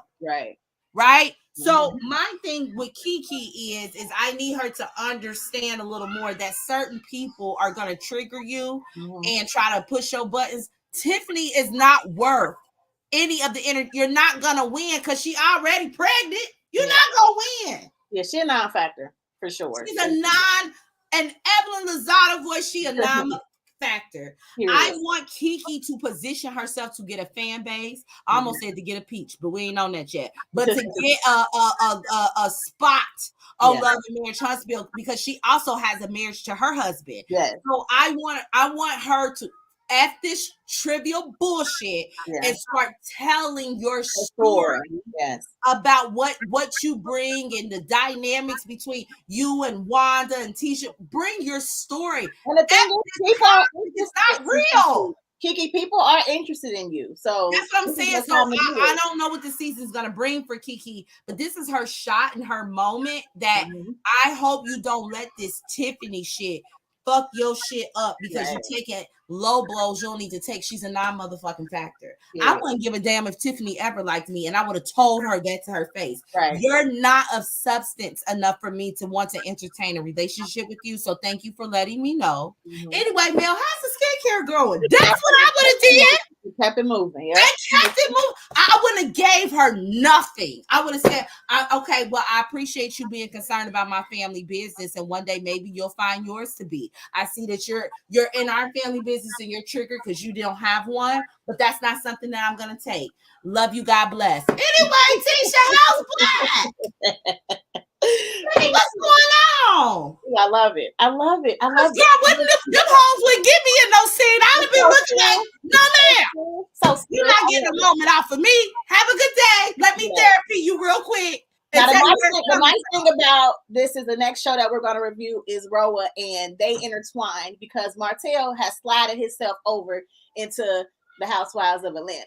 So this episode picks up where it left off, where Martell, Kenya and Martell, they going at it because Kenya done told Sheree that he slid in her DM. So Sheree like, let me get Martell. Martell, you know what she said, just let him DM. So they trying to get that. Candy over here going off with the girl court. They going back and forth. It was a lot going on. Martell, first he says he didn't slide in her DM. What's she talking about? Then he put up on his phone. He said, "Oh, I did," and he show it. Stupid. He gets into it with Kenya. He says to Kenya, I guess what triggered her, what he said to her was, "You probably accept everybody's DM when they slide into it." That offended her. And then he showed the thing, and she said that he was abusive because he was like yelling and arguing with her. And then yeah. So what did you think about that scene? Girl, it was a lot for me. It was a whole bunch. And I was like, ugh. I think from working in mental health with also being in abusive relationships, both physical and verbal, I agree with Kenya. There's a couple of contexts that we have to add here. If you've already seen Martell on the screen, you already have seen the type of verbal abuse and extents that he goes, right? And what really makes me believe, now we can argue all day why Kenya decided to bring this shit up on the show. Like if you friends with Cherie and you last reunion, you was talking to him, "Hey Martell," on the damn stage, and why you ain't tell her then that he slid in my DM? We can argue that all the way down. Yeah. But here's the real point, which is there was a message unsent. We saw it. There was something that was unsent to her. When she said there had to be something within the past 6 months, I do believe that was the second message and not the first. I think he messaged her to tell her thank you for the kind words you said on Carlos King's live. And then I think he did a follow-up message. He unsent that. And I think that was what she was getting to, is that he was trying to have conversation. The way that Martell responded should let you know the type of man he is. A real person that was emotionally mature would have just said, "I don't have to explain anything to you because Sheree already knows about it, so I'm not entertaining it." Yeah. Sheree, here's the message. We already had this conversation, but you didn't. You decided to entertain an argument with her, and you decided to insult her by calling her a hoe the same way you did with your ex-wife. Here's the patterns of abusive behavior. Some people who feel like she overreacted, but we shouldn't use the term abusive, and Sheree saying we got to stop calling men aggressive. That doesn't work with Martell. Martell has aggressive behaviors and they show up at different times. And this was one of them. There was no reason to insult her. The husband of the year for me that does so well on RHOA is fucking Todd. I don't have issues with Todd, but like when Candy was into it with Courtney, you know where Todd was? Todd understands, and I don't know if that's because he was a producer on RHOA at one point or producers on reality show, but when two women are, you don't have to say anything. Like Sheree brought Martell into it. Kenya was talking to her, and she said, "Martell, come over here." Sheree set your ass up too. Because if I'm telling you, like, "Hey, Julie, hey, Candy, the dude you talking to is talking to me," and you say, "Well, I'm gonna bring him into it." Nah, bitch, you try to get me in the mess because a man who's manipulative and lies is going to sit here and argue with me about it. So I didn't tell you to tell him and bring me into it. I told you for you. You know what I'm saying? So I agree with Tia. I do think that's going to be the way he talks to her eventually if they end up talking. I do think he's aggressive. I do think he's verbally abusive. I absolutely believe that. And for people to say, "Well, in this situation, I don't think he was abusive." Absolutely he was. There was no reason for him to get in her face. There was no reason to do this with the phone. The way he handles women says it all for me. And abuse, especially with narcissists, because they're likable, right? And that's the tricky thing with narcissists. Obviously, if abusive people and narcissists were who they were in the beginning, you wouldn't be attracted to them. the people that abuse you the most are also the ones that want to protect you from everyone else. That's the crazy thing about them. They're like the type of person that be like, who talking to you crazy? And they'll go beat their ass because they're the only ones that can talk to you crazy. So they're going to show you the protection side before they show the abusive side. Right. Martell is just a very complex, interesting person where Kenya, because she had Matt, because she had Mark, she knows the signs. And I think that people who know the signs are the ones that agree. The people that have been through it, the people who are aware of it, absolutely agrees with Kenya by saying, yeah, he's emotionally abusive at minimum. I don't even know all the shit he did to Melanie, but I know at minimum he's a gaslighter, he's a manipulator, he's an abuser for sure. It's documented. I think for me with Kenya, I was just irritated because I know Kenya always has an agenda. So I always come in. First of all, Martell was trash. So I'm already rolling my eyes. You know what I mean? Like I'm trying, because usually every season of RHOA that I watch, I try to give the girls a blank slate because that's what they want. They want like to start over and they all friends again and they trying, and it's weird and it's not real life, but it's weird. So I'm like, okay, so we're not mad at her this season.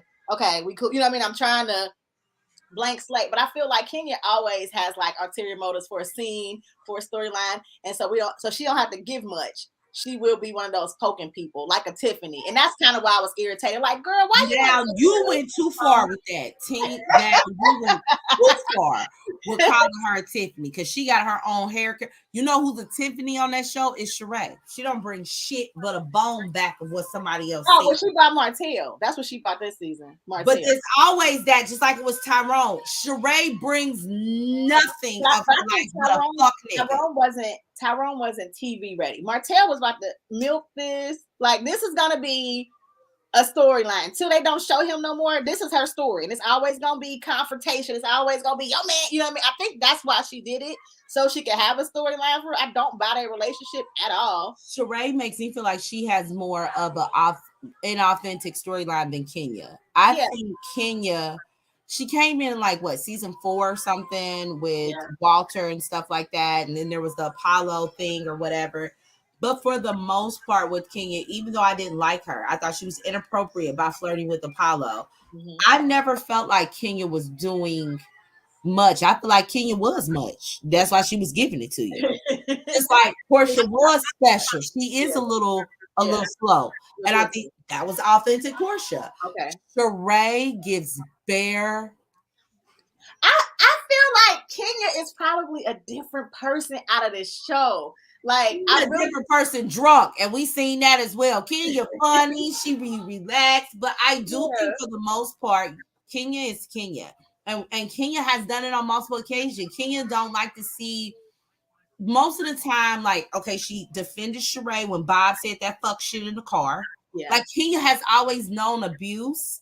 I think it took her a minute to realize that abuse she doesn't have to normalize that. And I think that subconsciously she attracted what she was used to. That's why she got Walter and Mark. But I think she's coming out of that, right? But I think Kenya's storyline for the most part has been mostly authentic. Like, I think that's who Kenya was at that time, and I think Kenya has evolved. To me, it's usually not a storyline. Like, she did give us a little bit with the Mark thing, you know, when we got to see him, and it was like really weird. But normally, we're not really getting a storyline from her. We don't get it from Kandi. Kandi's storyline. I mean, let me say this: Kandi's storyline is mother work balance. It's always the same. Hers always the same. But that's authentic to Kandi. Yeah. Like, if you don't like Kenya's storyline, you don't like Kenya. I think Kenya's storyline is authentic to Kenya. So we'll see. I guess I'm waiting because I feel like Kenya's job this season is gonna be to fight with people. Like, you know what I mean? Like, to be in their business, because she do like to be. Because I think that's Courtney's job. Nah, Courtney gotta go. She ain't.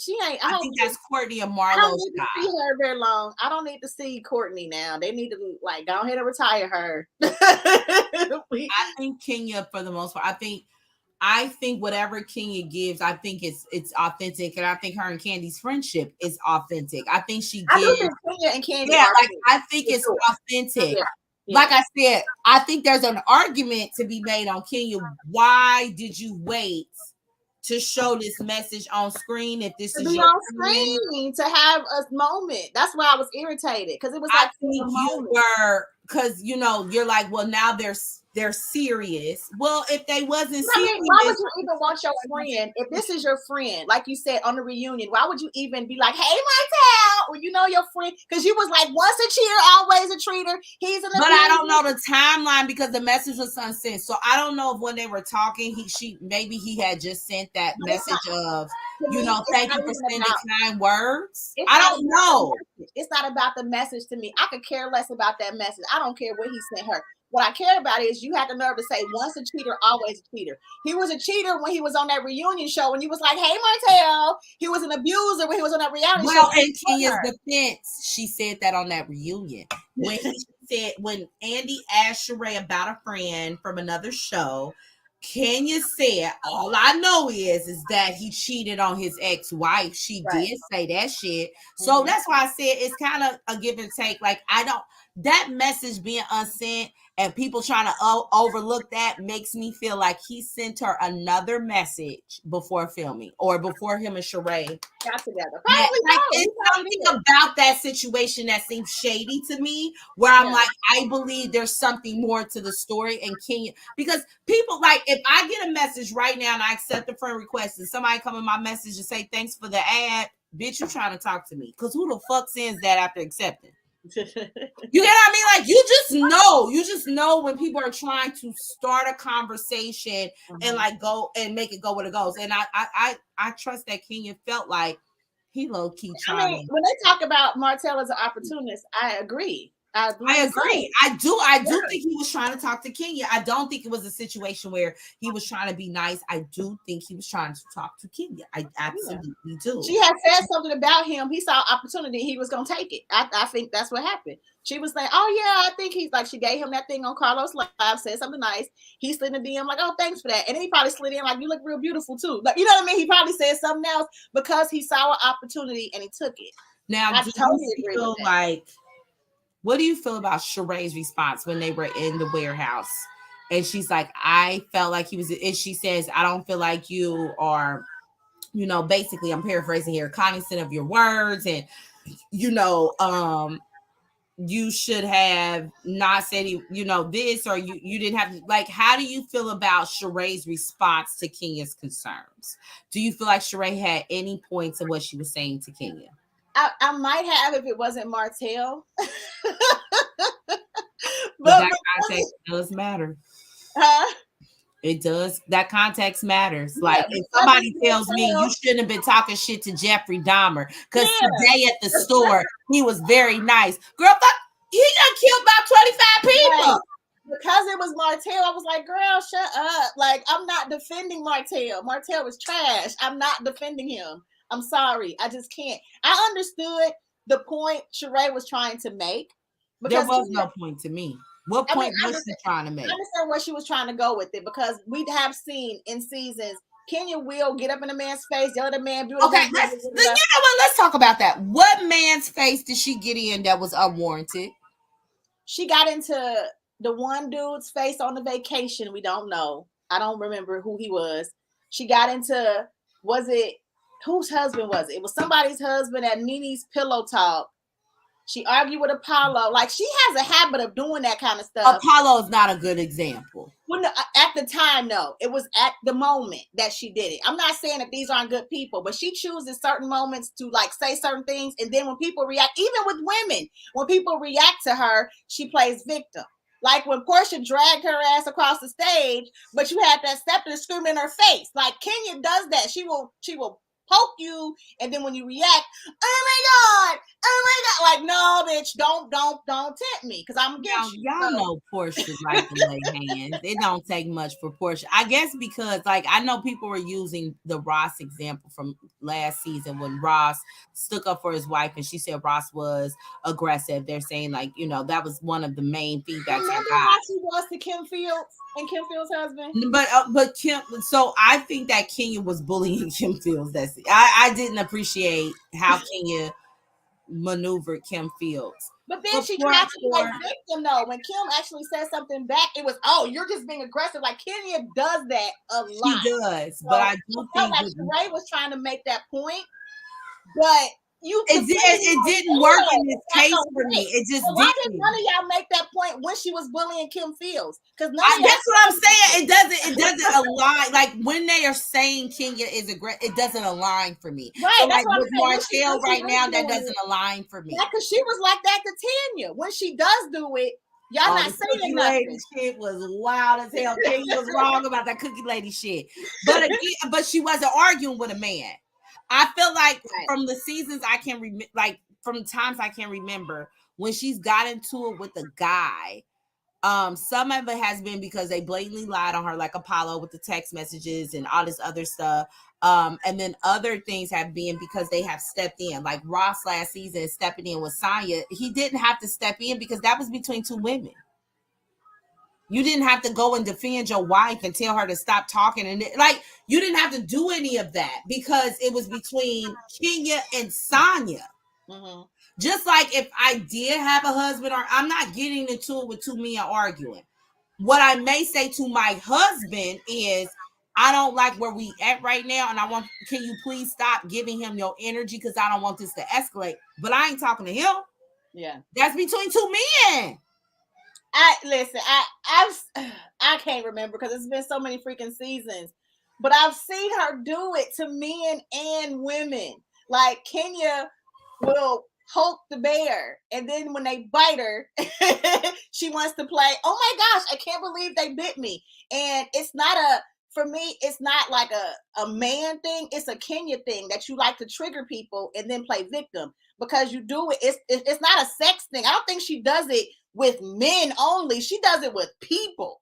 Like she triggers people and then plays victim. I am not a fan. Like when Real Housewives of Potomac comes up, and I do like Candace, but I don't like people that think that their verbal words can't turn into physical actions. And that is Kenya at times. Kenya thinks that sometimes her mouth can get ahead of her, and then she get mad and she get drugged.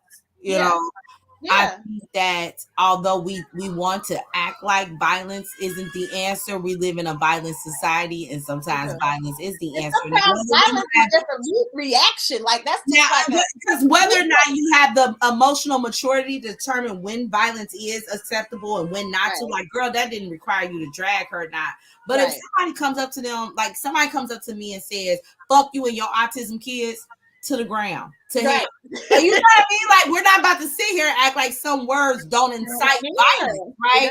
I do think that sometimes what does irritate me with Kenya is sometimes she doesn't. If you go throw some shade, sometimes you got to be prepared for whatever that shade is back. It's gonna get you right. I think even if that's not your intention, Ray was trying to say that, but I just felt like it's not gonna hit because of who you're trying to defend. He's a trash person, and anybody that has seen him on this other show, we already know. We know, and it wasn't genuine because Sheree's issue is she's one of the pick-me's. Yeah. Unfortunately, at her age, which I've already added Sheree on Twitter. I want better for her, and where she's at right now, and defending abusers and known trash people. Because here's the thing: whether Kenya would have told her, me being transparent, we can argue when she told her, but even if she told her off screen, it wouldn't change Sheree's opinion. Because Nene tried to tell you about fucking Tyrone being a scammer, right? Mm-hmm. It doesn't matter because Sheree, for whatever her trauma reasons are, seem to attract and like abusive men and will defend them to the ends of the earth. I don't know if she thinks she can fix them. I don't know what it is about them that makes her attracted to them, but it wouldn't have mattered when Kenya told her about it. It wouldn't have mattered because honestly, Sheree already knew, according to Sheree in confessional, so she would already know. Sheree is just not a good friend, and unfortunately, she's not at a space to pick quality men right now. I want Sheree to take a break and really get into therapy and figure out where is this coming from, where you want to be with these type of men. What is it about you that you want to be with these type of men for yourself? Yeah, for sure. So one more part, guys, we're gonna talk about, and then we're gonna wrap. But Candi and Sonya. So Candi basically, confront Sonya because Sonya was talking to Candi about the situation. Who was joking on her? Someone. Courtney, no name, J-Lo Courtney. Yeah, saying that Candi tweeted or Instagram the location, like, hey, we're at this place or whatever. And then after she did that, the next week, it was like ghetto people that was there, right? And Sonya was like, I mean, it was kind of like they showed Sonya and she kind of laughed like, oh, but Candi was like, were you laughing? Did you defend me? And Sonya did not defend her. She kind of brushed it off.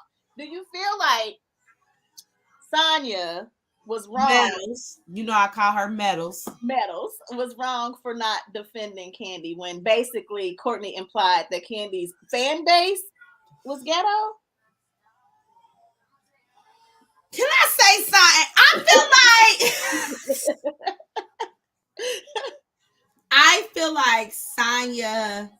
Now this is her second season on RHOA, and you should always give Housewives to me a second season. Yeah. I don't know what this season gonna bring. We only on the second episode. But Sonya is not made for reality television for me. She's just not. I think Sonya is battling how to put her footing in, and Sonya's not interesting. Her it's something about her that's not pulling me in. Now this can change because it changed for me with Candace on Real Housewives of Potomac. I really liked her last season. I was getting to know her a little bit more. I liked her a lot more. So and Kenya grew on me because I didn't like Kenya first season. So I do want to give her time to evolve, but I don't understand Sonya. I don't get it. Like last season, she invited Kenya and Candi to her photo shoot with whatever commercial, whatever deal she had, because she felt like they had followers and she wanted them to come. And it seems like, you know what this gives? Sonya gives me Portia season 9 when she didn't know how to be neutral with Phaedra and Candi, and then ended up being in the middle of some bullshit. Yeah. This is going down that road for me. If you want to be neutral in the group, then you have to hold both parties accountable, and you can't make it comfortable enough for people to be telling you shit about Candi. You have to be able to say to Courtney, first of all, Candi and her followers aren't ghetto. I think that you have another issue with Candi. I think it's still stemming from the knowing you or friendship shit. I think you need to just shut out. That wasn't appropriate, right? When RHOA says little slick shit about Candi, I would have said, so what is your issue with her that you can't just have a conversation? Because as someone who is friends with her, we can talk about whatever, but you can't drag her in my presence. Right. But you don't want to do that. And that's the problem for me. It seems very wishy-washy, washy machine, flippy floppy. I agree. I agree. I feel like she was teeter-totter, and I do feel like Candi wanted her to like hardcore be like, that's my friend, and Candi's gonna have to let her. First of all, she's on the ensemble show. She knew she trying to get to know these people too. So although y'all went to Disney World, y'all ain't friends like that, Candi. Y'all ain't friends like that. So I need you to know that she's not a part of the Candi Coded clique where she just gonna Don Juan them. But I do feel like I've been in that situation before where I had like a friend talk to me about a mutual friend, right? And she was like throwing shade on her, saying like, I think she was trying to flirt with my man or something. And I was like her? And she was like, yeah. I was like, oh, well, let's call her and let's talk about that right now, because I don't like that. And I'm not about to sit here and gossip about some stuff like that. If y'all got an issue, y'all need to hash it out. You need me to call her right now for you to get this started? Like, I'm not about to be put in the middle. So if I was saying you and I was in that position where I saw you was putting me in a position where I could look like a janky friend, I'm going to say something.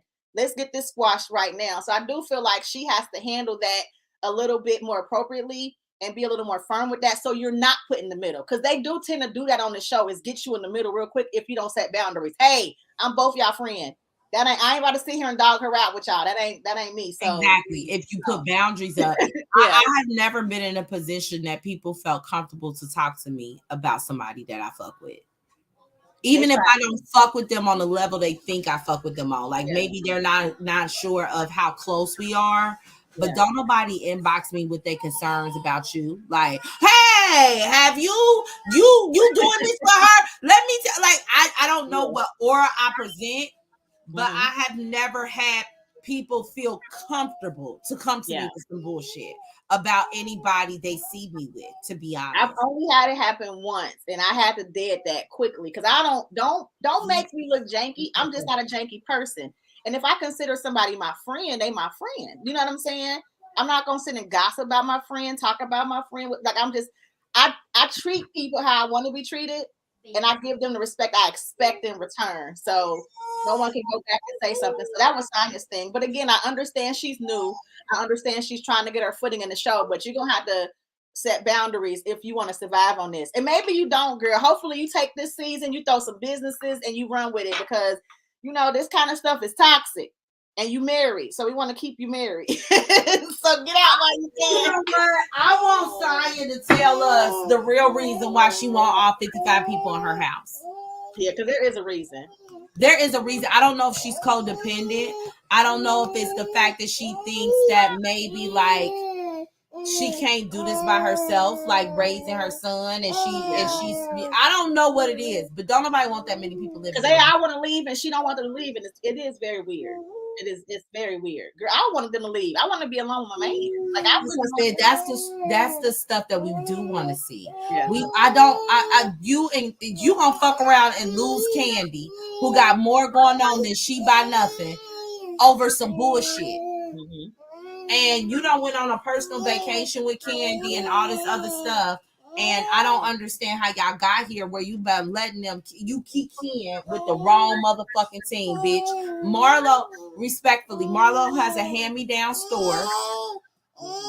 She's another orphan Annie and the Mowgli, respectfully. She's another person. Because I'll never forgive Marlo for saying to Kenya, your own mother don't like you some seasons ago when they had got into it. Marlo hits below the belt nasty. And stand by it too. I like that she stand by it though. She do, but she nasty. And if you talk about somebody that'll trigger me where I go pow pow pow, she will. Oh, I'll call her Orphan Annie, Oliver Twist, Mowgli in the desert.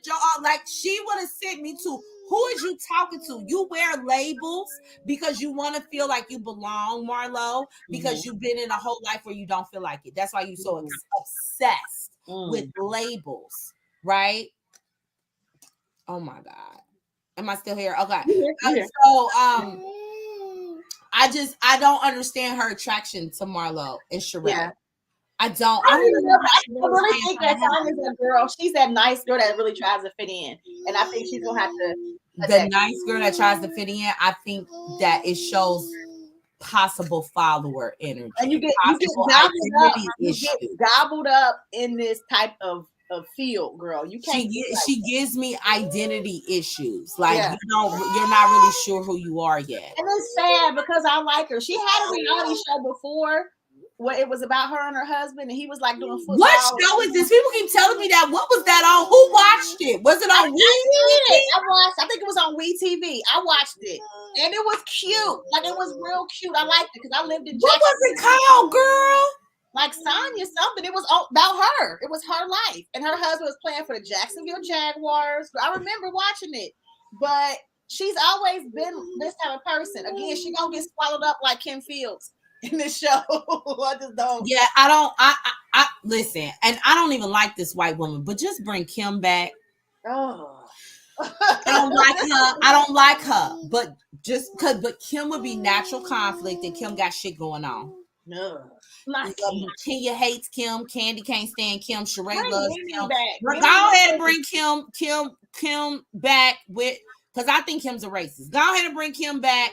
Bring Portia back and figure out how to reconcile with Nene. If you get them, you bring me back. Give me bring Mimi, Mimi I'll be back, all right. bring Portia back, bring Kim back. They have real shit going on in their life between the last time we saw them. It'll be authentic. Greg has passed. Like, it'll be authentic of what they got going on. Demote Marlo to friend of the show. And go ahead and cut Drew and Simon. Yeah, they can go. Drew and Mel. So y'all, we gonna come back. I'm gonna get to the babies, take care of the kids, but make sure you guys support my girl Karma. You see these wonderful beautiful journals that I'm showing y'all. If y'all just click the link in the actual description, you can go to her linkage page and you can see all the stuff. They're not super expensive, y'all. They're very affordable. And we don't want y'all to be broken women like Sheree and like Letitia and Tiffany too out here in the streets, and even Courtney. So get y'all some of these. And also, Sheree, I'm still looking for your P.O. box so I can send you a copy of this book. So I need you guys to make sure y'all go to Amazon and check out the book too, Woman to Woman. If you got an ebook, you can do the Kindle Unlimited where it's free. You read it and you return it. You can do that as well. So support. And again, we'll be back next week. We're gonna split the show into two next week and do one just for the shows and one for the hot topics. So I will give y'all more information on the page further on in the week. Okay, guys. Thank you so much. I got I don't know. People were commenting on YouTube, but they wouldn't come up. It was something on YouTube that wasn't connecting, but it wouldn't show. So I see y'all. I did see them, and I love y'all. And I appreciate y'all. And again, we will see y'all next week. We'll be back next week. Thank you so much. Have a great night. Bye, guys.